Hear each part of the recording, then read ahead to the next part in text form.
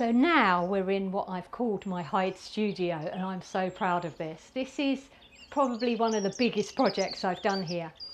So you wouldn't believe it, but this was pretty derelict and a bit of an eyesore when I first moved in. And this wall wasn't here, and in the space you can see beyond me was a derelict static caravan that had been there over 25 years. And over the space of about 4 weeks, I single-handedly dismantled that caravan, and it was a lot of work. And with a friend, built this wall here, and the windows you can see here are all out of the caravan, so I recycled as much as I could, with the view that this would be a lovely place for a hide. And then the idea grew and grew, and before I knew it, I created this pretty special space.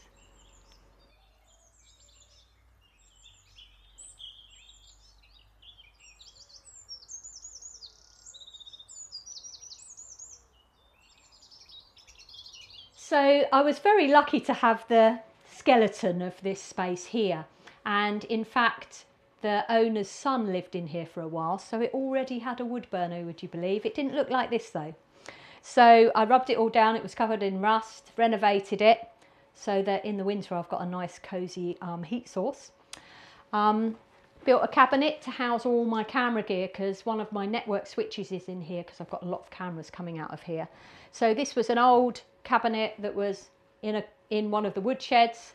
So I rubbed it down, repainted it, built some cupboard doors for it.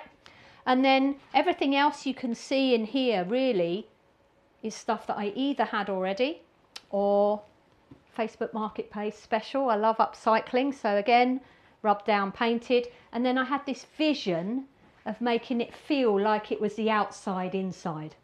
So these two bits of branches and trees were from the land, so brought down in storms, cut them to fit into this space, and then created a ceiling which is all branches and lights, and it's such a beautiful space to be in. And then on the wall here I have got a monitor, and using a little Raspberry Pi computer, I can live stream on here any of my cameras. And you can see at the moment my lovely tawny owl in Worcestershire site giving her youngster a little preen. So I can put any of my cameras up on here. And then coming back round to here, I wanted to be able to use this space potentially as a community space as well, to help teach local people and possibly schools about the wonderful wildlife we've got here. So I've created this lovely sort of montage of all the birds we're likely to see from here up on the wall, and then I'll be able to watch and photograph from here, and I've got a feeling I'm going to be spending a lot of time in here.